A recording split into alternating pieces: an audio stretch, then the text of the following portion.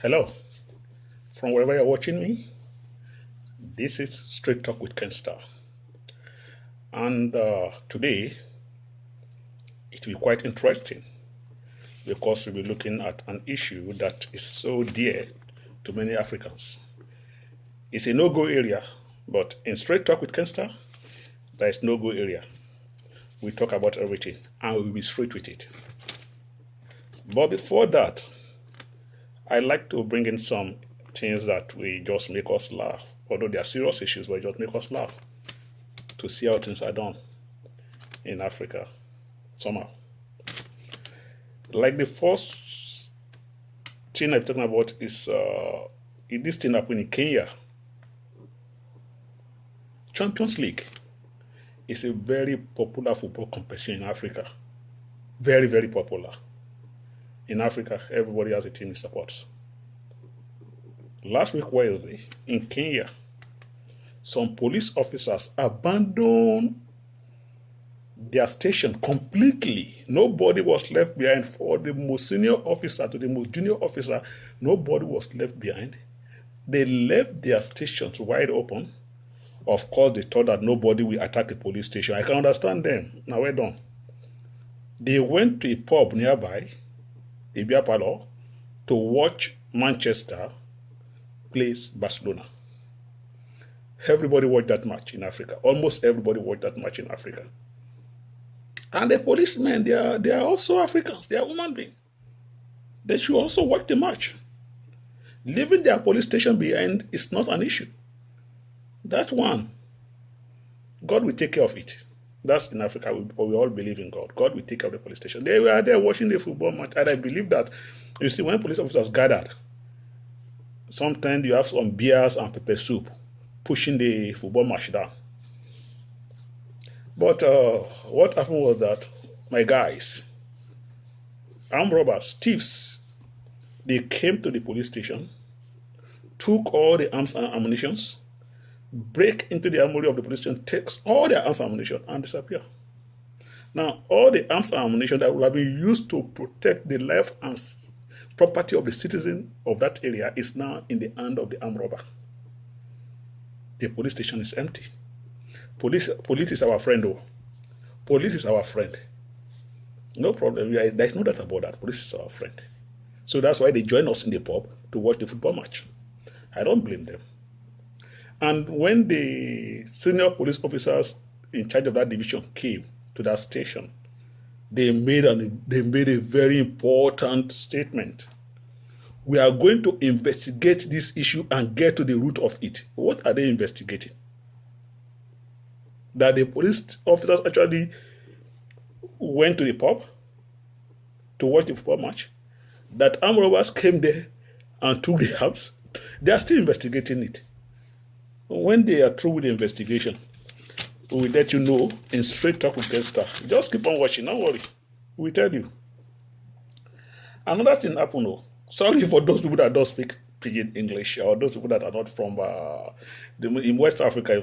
Pidgin, and maybe we should make Pidgin English our lingua franca, so it will be easy to communicate. We don't need to be speaking this Queen English, but let's just go a little bit. Let's just make it a little bit half. So, like in Liberia, something happened that is very, very funny. You know, this thing happened in Nigeria. In Nigeria, do you remember there was time that rats chased the president out of the state house? Rats. In my mother language, they call it ukeleku. Rats chased Nigerian President Buhari out of the state house. Although some of us suspect that story is arranged, you know what they call arranged, it's not true. We suspected it because then that was that time that Buhari was always out of the country on medical tourism. And Nigerians started protesting that he should come back and rule Nigeria. Come back and rule Nigeria. We elected you, come. So he was forced to come to Nigeria, but because he was so sick and could not come to the office, and his handlers don't want Nigerians to know, they now came up with the story. We suspected that they came up with the story that rats has taken over the state house. that they need to bring in fumigation expert from abroad, another way for them to get more money to steal money. Because when they bring in they will not do for fumigation expert from Nigeria. They will go to maybe America or China or UK to bring in those ones and pay them in hard currency, share the money into three, take two third, and give those people one third or something like that. But they say they have to bring in fumigation expert to come and clean the state house. So that one takes around 2 months for Buhari to properly recover and now come to the state house. Thank God it's not in the state house ruling, but this is not. So this is not just this is not peculiar to Liberia alone. It happens in Nigeria, but in Liberia own, it is snake. Snake took over the state house. You see, those Liberia witches, they don't even want to wait for George Weah, my friend, to complete his term. Yes, we played together in AC Milan, I think, I'm not sure, I think, maybe my dream. But what I'm saying is that they did not, the witches and wizards in Liberia do not want to wait for George Weah to complete his term. Then they turned to snake and invaded the state house and took over the state house. Unfortunately, George Weah is now ruling the country or running the country from his private residence. Of course, government will have to pay for the rent. That government will pay. You know the talk. My guy, collect your rent. Now your house will use the wrong state property. Collect your rent from government. If you give me small inside, I will take her. No problem. Yes, that's about Liberia. Now let's look at. Actually, I also talk about Gambia, and you know it's very interesting because I'm going to. I don't like taking things personal, but I'm going to talk about a guy today. It's called Ibrahim Adiba. Ibrahim Adiba, for those of you outside the Gambia, is like the protocol officer in Gambia Embassy in Saudi Arabia. He was appointed there by this president through the former vice president, who happens to be the godfather of the current president. Now, it's a very long story. Maybe one day we talk about the Gambia story in details. But what happened is that this guy, actually, they are all the loyalists of the former godfather that is now at loggerhead with the president. Hussein Dabo, that's the former vice president, was also the godfather of the president. Then even the president confirmed it on his visit to US that the Hussein Dabo is his father. So then at the initial stage of this administration, Hussein Dabo was in charge of appointment. So he put all his loyalists in all the key posts, and this guy also happened to be one of his loyalists that was appointed to be the protocol officer in Saudi Arabia. But along the line, there was a kind of friction between son and father. We don't know what caused the problem. We don't know. We don't take rumor here. We don't know. But there was a friction between them. And the president now became the bus driver and started dropping the passenger.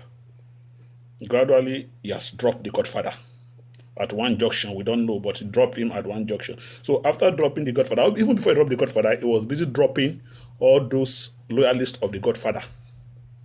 So, but after he dropped the godfather, then he dropped this Ibrahim Adiba also. He dropped him. He was relieved of his position as the protocol officer. Then this my guy, Ibrahim Adiba, did not take it easy. Then he started talking. Although he had been talking before, it's very, very active on social media. Always attacking the president policy because he's always on the side of his godfather. So he's always attacking the president. So, but when he was dropped, he started talking, revealing some secrets about the president. But you know, I'm not really concerned about always what he's saying because they are just bullshit. But there's one he said that I think maybe he thought that those people listening to him are fools. Because if you know how to talk, then know that there are people who know how to hear. And if you look at the way they have been mocking you, if you look at the way they have been mocking your social media, then you know that people don't take you serious. In fact, there is a thread of a news site that I was, and people were pricing you, offering maybe like $50 for you, $250 for you, $300 for you. That why would the president offer $4 million to someone that can be bought for $300? That's how low you have. The people have now placed you in the Gambia because of this rubbish he said. You know what he said? That the president tried to bribe him with $4 million in order for him to move to the side of the president and leave the side of the godfather. Offer you $4 million for what? How high are you in UDP hierarchy? So if the president is offering money like that, the president would have offered 10 million to some people to change position, 20 million to people to change position. Please, sometimes if you want to say something, know what to say. There are things you will say, people will just be looking at you, but there are things you will say that people will say, no, if we keep quiet, this guy will think that we are fool. I know that maybe the reason why the president or his supporters are not really replying you is because they know that people know that this guy is not serious.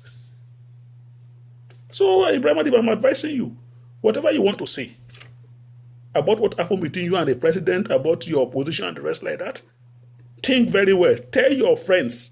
Let them criticize you internally before you come out. If you say any rubbish here, we bring you to straight talk and we talk about it. Please, withdraw that. With that you say, withdraw it. We still allow you to withdraw it too. Just say, go and say it was a slip of the tongue, or they misquote you. We will believe you. Believe me, we believe you. So there are things I want to say about that issue, but I just keep quiet for now because I don't really want to dabble into it because it's too personal for me to dabble into it. I believe it's personal fight. People are just trying to protect their stomach. People supporting Hussein Dabo are thinking of their food in the future. People supporting Adam Barrow are thinking of their food now. That's just the two categories. Adam Barrow is the owner of today. Then those who support Hussein Dabo believe that it's going to be the owner of tomorrow. That even if it's not the president tomorrow, because of the constitution that bars him from being the president because of his age, he will be the one that will anoint the president, and the president will do his bidding, and all of you will have positions and be in position of power, of money, and the rest like that. That's what most of you support him. That's why you are with him today. Not because you really believe in him or the rest like that. The same with those people supporting Adam. So I see it as too petty. Because if they ask you why you're supporting Hussein Dabo against Adam Barrow, you don't have any reason. Not because of the policy, not because it's this, not because of that, not because I look at the two sides, it's too light. You people don't have any concrete point to that this is what this man did, that's why we are away from him. This is what this man did, that's why we are with him, and the rest like that. It's just because of what you eat today or what we eat tomorrow. And that is what's killing Africa. But we talk about that later. Maybe one day we even bring panelists. We invite people that know a lot about Gambia to come and talk about this issue. But I don't want to really dabble too much into it.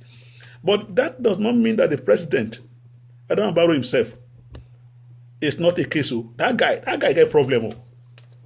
You see, Adam Barrow, please, maybe you understand Pidgin English. Let me address you. Why are you copying Ajami?